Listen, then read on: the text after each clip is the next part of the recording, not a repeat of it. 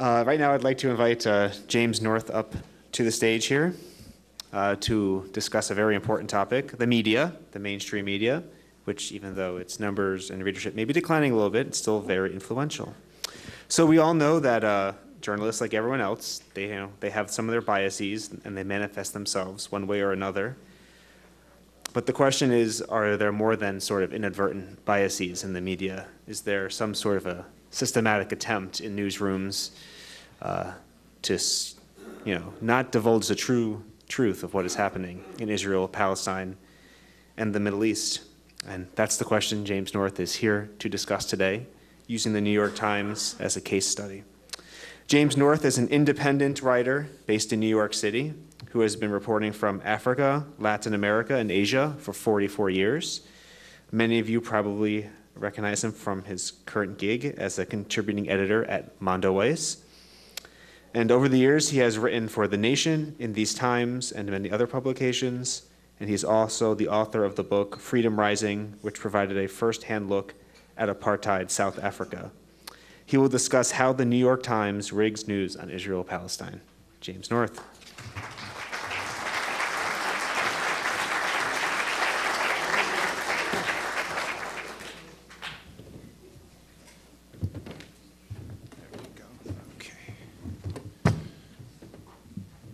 Please forgive me, I'm going to be shuffling papers around up here. I'm very careful to document what I say, and I've got the documentation here. So I'm here because I contribute to Mondoweiss. Phil Weiss and I went to college together a long time ago, and we maintained our friendship, and we found, among other things, that we shared a view of Israel-Palestine over the years. And so when Phil decided to start working on this issue through Mondoweiss, I believe it's 12 years ago now, I decided to help him to some extent.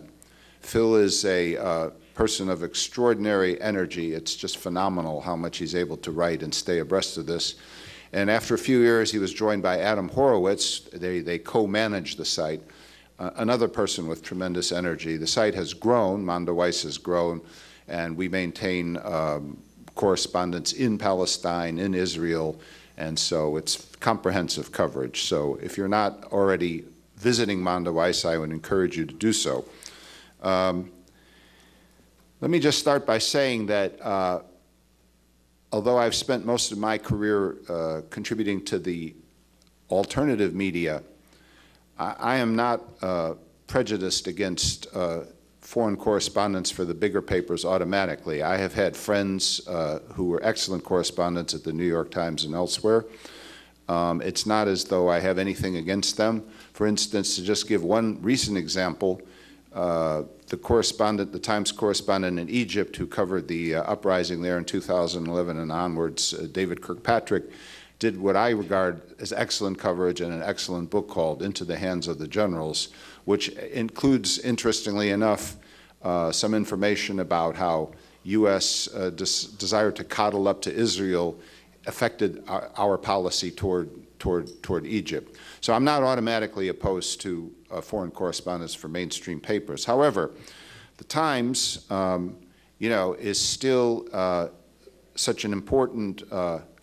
It's still vital because, or maybe in some ways even more vital than ever.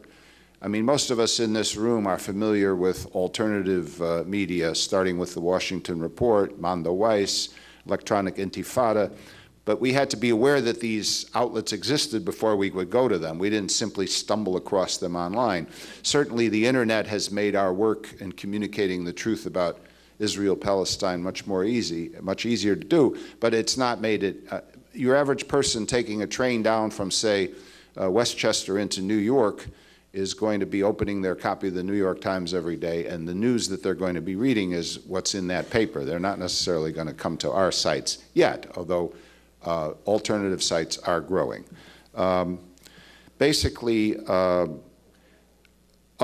What's also important is that, as I say in the slide, other media have closed their foreign bureaus. I mean, Up until 10 years ago, the LA Times had someone there, the Chicago Tribune, the Boston Globe, and these were alternate. I mean, the coverage wasn't necessarily outstanding, but there were different voices here. Now what happens is the Times is the main place that covers Israel-Palestine, and that people are increasingly, if you don't go to alternate sites, that's what you're going to have to rely on. The Times is vital, again, because these alternate media is not totally, people are not totally aware of them. And so what I've done over the past 10 years is I've come up with various ways in which the Times is able to rig its coverage. I'm not saying there's a conspiracy here. I honestly don't think there's a conspiracy, but there's a way of doing business at the Times in which they try and minimize Israel's culpability in what goes on and try and maximize Palestinians. And I don't even think half the time they're even aware of this. And so what I'm going to do is, if I have time, I'm going to go through some of the ways in which we have discovered that this policy actually works. None of this will be a surprise to many of you, but maybe the systematic nature might impact you. First, you know, there's nothing better than a little good old-fashioned Orientalism. Trying to treat Muslims and Arabs as though they're a different sort of human being who operate under different assumptions and are motivated in different ways. And the Times still relies on this to some extent. Again, I think this is unconscious, but I'm just going to give you, okay, good old-fashioned Orientalism, you know, centuries old. Okay, this is from a news analysis that appeared a couple of years ago. And as you can see, I quote a paragraph here from Stephen Erlanger, who's a veteran reporter, and then I'll tell you what I think is going on here. Here's the paragraph. Unlike Fatah, Hamas claims the whole of the British mandate of Palestine is land granted by Allah, which cannot be ceded. In other words, Israel is illegitimate and its occupants should, quote, go home. The most any senior Hamas official ever offered was a hudna, a ceasefire, which the Prophet Muhammad offered enemies to restore his strength. Now, this is a classic Orientalist gem. Let's start with not translating Allah to God. I mean, this is very commonly done, and not just by the Times. Just imagine if every time you read a story from France where God was mentioned, if it said Dieu, or every time a Spanish person in your newspaper talked about God, it was put in Dios. I mean, this is why some Americans actually believe that Muslims believe in a different God than non-Muslims, and this is part of the reason for it. But it gets better. Okay, for instance, you would never, another tool that I use to analyze sometimes is to try and rewrite the sentence as though Israel were the subject rather than Palestinians. And so, for instance, will you ever read in the New York Times a sentence that says this: Jews who have settled in the West Bank claim the whole of the British mandate of Palestine as land granted by Yahweh, which cannot be ceded. You're not going to read that in the New York Times, but it's the precise equivalent, and it's also accurate to what I just read here. Okay, and then the sentence about the ceasefire. Now that's a little more cunning in this case. The sentence about the ceasefire reveals even more Orientalist thinking. There are plenty of instances in world history of ceasefires, including in the recent Middle East, but the reporter is compelled to go back to the Prophet Muhammad in the 7th century for his example. This is Orientalism 101.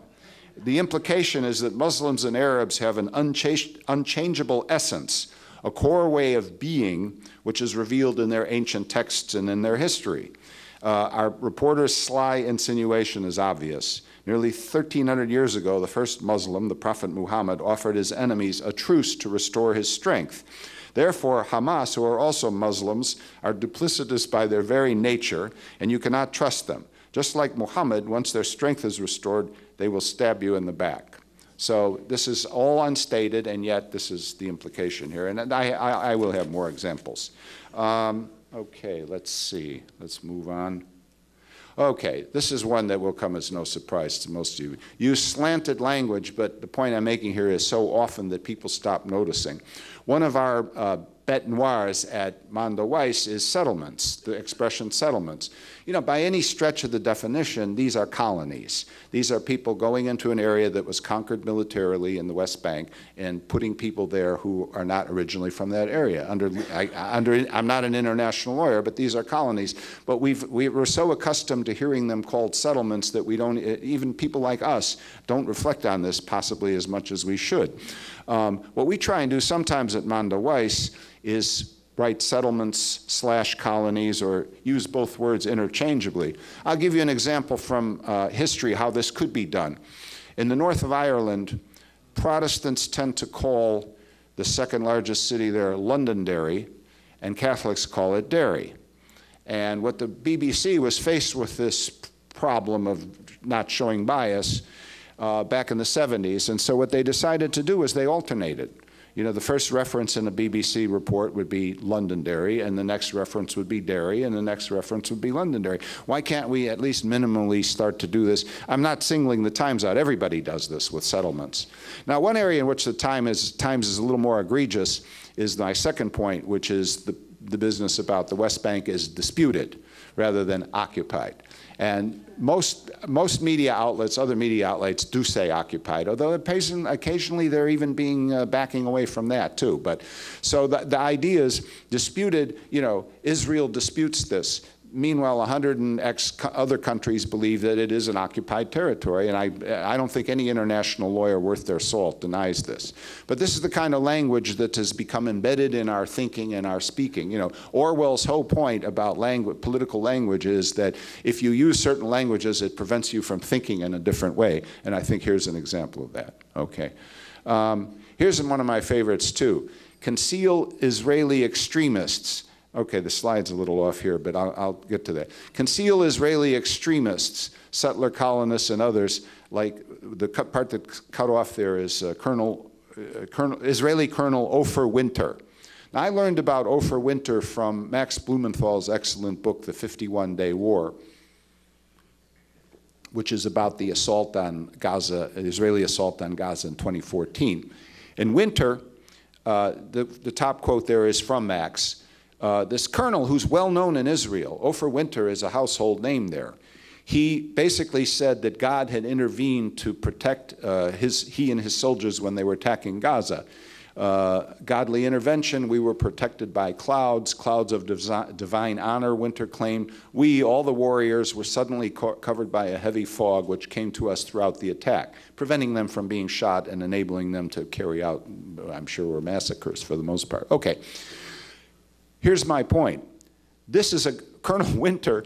Any reporter who's beyond their first year of journalism school knows that Colonel Winter is the type of person you want to shoot over an interview and do a profile of him. I mean, this is the kind of guy. He's hysterical. He's a lunatic. He's representative of a portion of, and people will read the article. You have a chance to get on the front page if you do a profile of Ofer Winter, but you won't find him in the New York Times. I don't know that they sit, I'm not again saying there's a conspiracy. I don't think that they sit together and sort of say, well, let's cover up people like this. Another example is, though, the settler leaders in the West Bank, the colonist leaders in the West Bank. These people are often whitewashed or not reported on. I mean, Phil Weiss and I, you know, the comment section at Mondo Weiss occasionally gets comments from these settler colonists. You know, they want their point of view put across.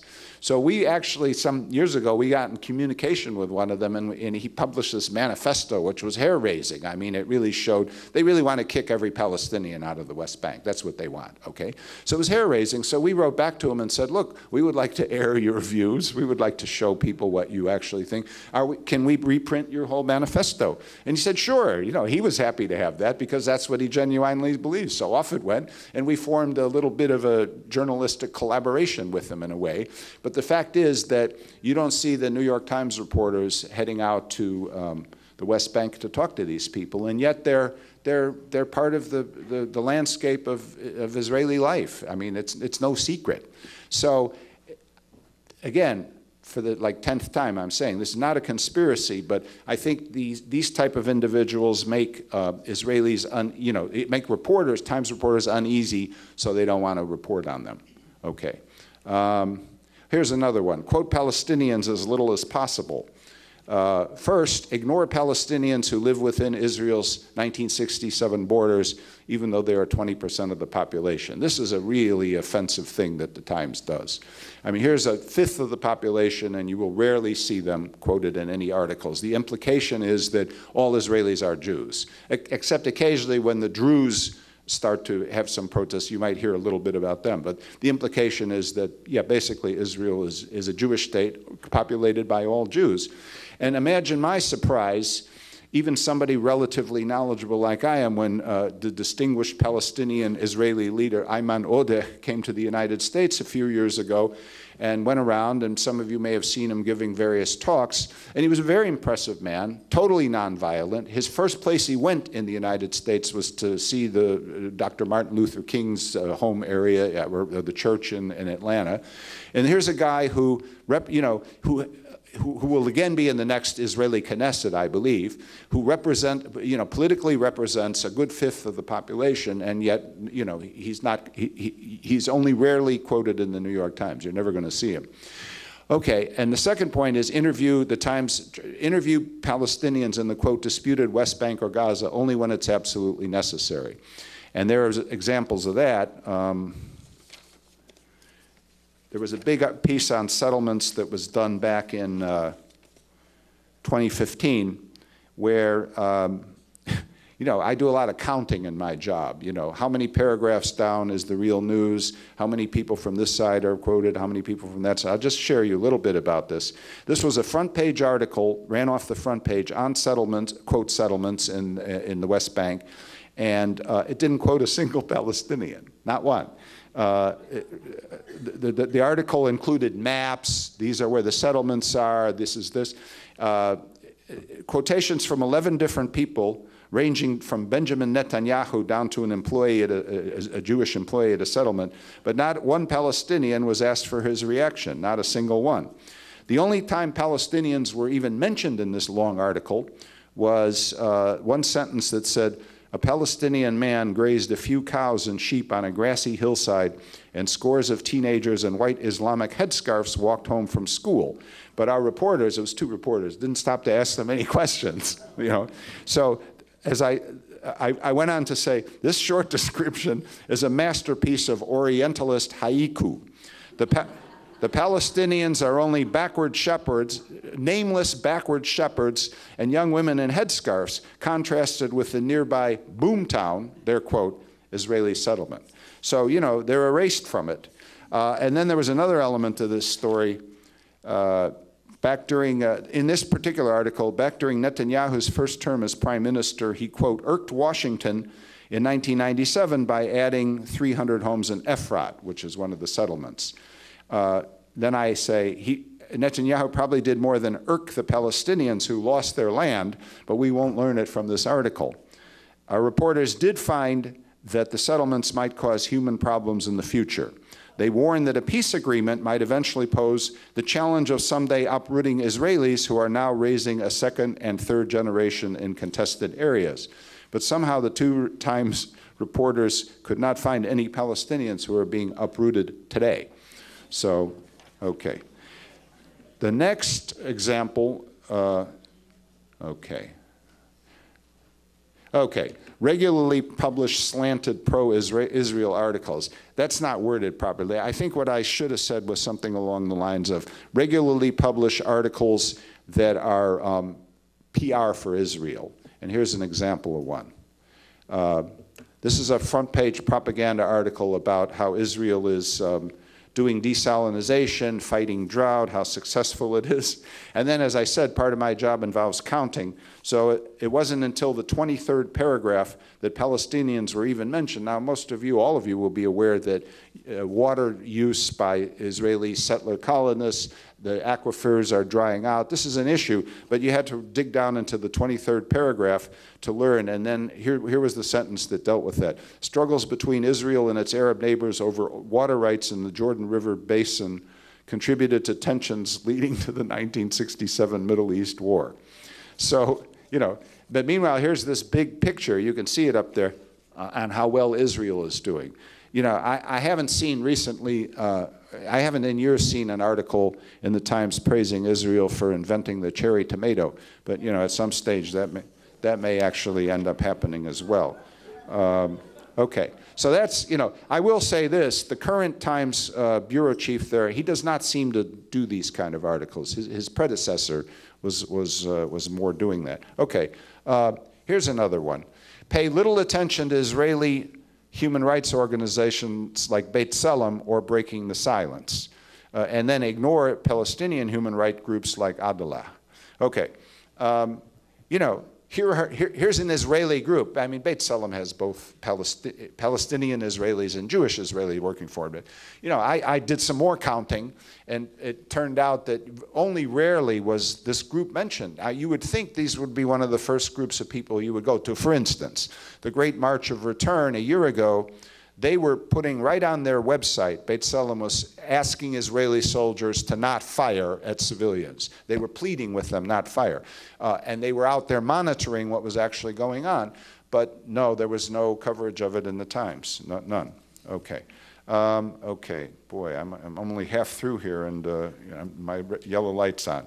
Well, maybe I'll come back in a couple of years. And at any rate, let's see, let me continue. I want to, okay. Okay, maybe I can finish up with this one. Oh, here's another one. I'm sure that many of you noticed this during the Great March of Return.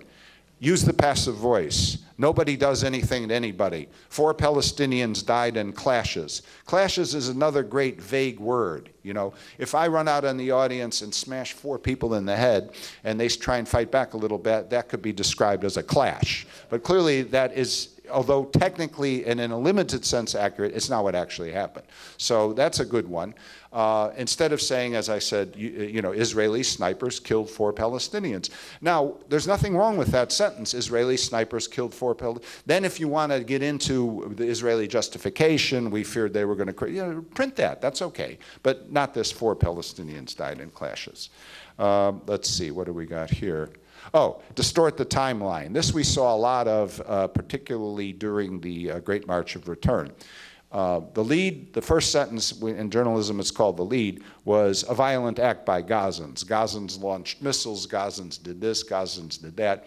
Bury the Israeli violent provocation several paragraphs down in the story. So you would go down like 6 or 7 paragraphs and then you would read that you know, Israeli commandos had raided into the southern part of Gaza and killed 3 people, and that the missiles were a response to that. So if you distort the timeline, you could make it seem like the Gazans, the Palestinians, are the aggressors. This is a very common tactic that's used. Okay, here's another one. I'm not going to have time to get into this too much, but a new distortion technique which has emerged in the last year or two, several years, influenced by postmodernism.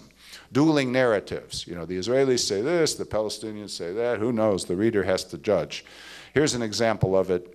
There's Halbfinger there. He's the current bureau chief. So you can see his quote right toward the top in italics. For generations, both sides of the conflict have been locked in mutually competing negative narratives. The implicit so here's me now responding to that. The implicit question, who knows which side is right? This is postmodernism gone lethal, a view favored by Western liberals who sense something is terribly wrong but are too cowardly to criticize Israel. Sometimes one side of a dueling narrative is fundamentally true and the other is a pack of lies, which I think is true in this case. But if you set it up that way, you can evade what's really happening. Okay, here's another one. Take dictation from Israel, especially the Israeli military. Dwell on Israeli casualties and minimize Palestinian dead and wounded. This is a big one. Let's see if I get into it here. Oh, okay. Here, Halbfinger is listening to the Israeli military's current mouthpiece, Lieutenant Colonel Jonathan Conricus. Before that, they had this guy, Peter Lerner, who we got into a debate with on Mondo Weiss. What they should do is ignore us, but occasionally they start to intervene and debate. We go back and forth, and that's good because we can show that they're listening. So Conricus, so listen, this is probably a little less than a year ago. Here's what he says here, 7 paragraphs in a row, pom, pom, pom, pom. Conricus asserted the Gazans were planting or hurling explosives, flying flaming kites into Israel, trying to slip armed fighters to wreak havoc, launching an armed attack, firing numerous shots at Israeli soldiers. That was a lie, by the way. All of which amounted to unprecedented level of violence against Israel. Okay, next, stenographer Halbfinger, he's just writing what the Israeli official says, writes that Israel responded with gunfire and tear gas, and Israeli jets struck 5 targets in a Hamas military training facility. This is Orwellian. Lieutenant Colonel Conricus makes up or grossly exaggerates Gazan actions, and Halbfinger then calls Israel's vicious attacks a response to things that never happened. And then here's the final paragraph. This is the key in this whole thing here. He also says one Israeli soldier was wounded by shrapnel from what was believed to be an explosive device. Go down a little bit. This is me, not him, pointing out that at that stage, in nearly 7 weeks of the Great March of Protest, Israel had killed already 107 Palestinians and injured another 13,000, and this was going to be the first injury to any Israeli of any kind whatsoever. Okay. Let's see if I can race through the back here. Okay, I'm not going to probably have time. Okay, I'll just mention this quickly. The Times and Ahed Tamimi. You all know Ahed Tamimi as this brave young Palestinian woman who actually was in prison, what, 6, 9 months, whatever it was, for defending, okay. It was longer even than that. Okay, the Times had a problem with her because one of their magazine had included an article by Ben Ehrenreich, which was later part of his book, A Walk to the Spring, in which he actually went and stayed with the Tamimi family. He interviewed her father, her mother. He showed this courageous, nonviolent family of resistance. And so there was already in there. But so then when she became even more famous, the Times had to contradict its own coverage. And so, I'm not going to have time to go into this, but, I listed, like 20 different, not 20, but 10 different ways in which the article was distorted, not including photographs of her, there were viral photographs of her at the time, and none of them ran with the Times story. Okay. Okay, so I'm going to have to skip by this. Okay. Quickly, in fairness, Times reporters do face an enormous amount of pressure from what we at Mondo Weiss call Hasbara Central, which is, the Israeli propaganda apparatus. It's not, we don't think it's literally one central office, although there is a central office that does a lot of this stuff. But the fact is that even now, even with the kind of protests that we do, the Israeli, the pressure that these reporters get from groups in the United States like Camera, which purport to monitor, and from within Israel itself, denying American reporters rights to interview certain people if they don't follow the rules and report in the way that they like. They still get more pressure from the other side than they do from our side. So, well, my response to that is too bad. If you don't like pressure, you shouldn't have become a reporter. Reporters are the type of people who sit in the back of the class, wait for the teacher, and the minute the teacher's done talking, stick up their hand and start attacking him with questions. That's how you can find who's going to be a good reporter. And if you don't want to do that, then don't get into it. But the fact is that this is a legitimate, this is what does happen. Let me give you an example here. Here's our friend Halbfinger. This is a tweet during the Great March of Return, where a pro-Israel guy up there, Sean Murray, says, why haven't you mentioned that a kite, here again, over 100 Palestinians have been shot dead already, and another thousands have been wounded. But he's objecting to, why isn't the Jerusalem bureau chief failed to mention the kite with an explosive device attached to it? And then Halbfinger immediately, stupidly, writes back and says, thanks for letting me know. That should have been in the piece hours ago. It will be soon. Now, I write to Halbfinger sometime. I write to him sometimes on Twitter. I tweet as James North 7. I respond to him. He doesn't get back to me that quickly, I can tell you. So, but at any rate, okay, let me continue here. Okay, 2 suggestions. Larry Durfner is a former, I would guess he would still call himself a liberal Zionist, but I don't really think he is anymore. His memoir here, No Country for Jewish Liberals, does include some explanations of how the press works in Israel. Larry's an American who moved to Israel, and in his 50s basically turned against the system. You know, most people change when they're younger. It takes a lot of courage. So I recommend his book. And I also recommend this other book, which didn't get a lot of attention in the United States. Now, I hope there are no Dutch speakers here because I'm not going to pronounce the author's last name properly, but it's Joris Leeuwendyk, who wrote Leeuwendyk. Okay. Thank you, thank you, thank you. Well, he's a terrific reporter who came out with this book, I believe in 2010, 2011, somewhere in there. And he came out with this book. Let me go back for here. He came out with this book. The first half is about his being a foreign correspondent in Egypt, which is interesting. But the second half is about Israel and how he covered Israel and the pressures that are on foreign reporters from the Israeli. I recommended it highly. It's still available online. Okay, we have found some signs of hope at the New York Times. Here's the article that many of you would have seen about the paramedic who was killed, in which the Times actually did an investigation, and even though it took him until about the 4th or 5th paragraph, they pointed out that this woman, when she was killed, it may have actually been a war crime, that she was shot by an Israeli sniper. Now, as I say right here, we found this article inconceivable. This came out the last day of 2018. We found that the Times wouldn't have even done this article as recently as 6 months or a year before that. And one example is there was a young Palestinian woman who was shot dead at a checkpoint near Hebron, Hashil al-Hamidun, who was shot dead like 3 years ago. Mando Weiss, we were able to find her family. They were able to talk to the press about what had happened. New York Times didn't bother to go find her. So this is a step in the right direction. What can we do? Let me just close with this. First of all, the Times does usually not allow comments on its news articles, particularly from Israel-Palestine. So if you want to comment, you know, no chance. However, they often allow comments on their editorial. Now, I haven't gotten into the editorial policy here because I was confine myself strictly to news.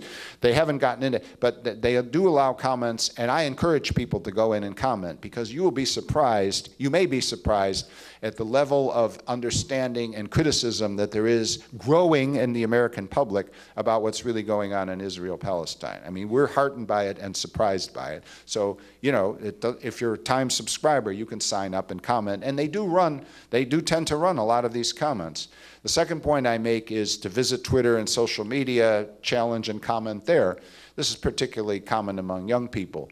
You know, even everybody sees it now. You know, it's not just me talking to you in this room. I go into line later and people come and read down through the various tweets and so on and so forth. And the reporters have to, first of all, the reporters are subject to, you know, they're a little uneasy. You know, I think deep down they know that they're not doing an excellent job. They're uneasy. But more importantly is that the audience sees this. There's a challenge. It's not just running in a newspaper with no response to it.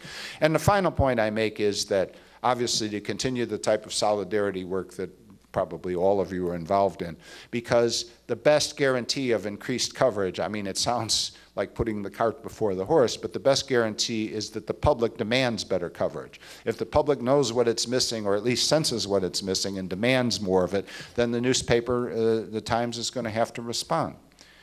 And I think that's it. So I hope, sorry I didn't go on too long, and I appreciate you listening. Thank you.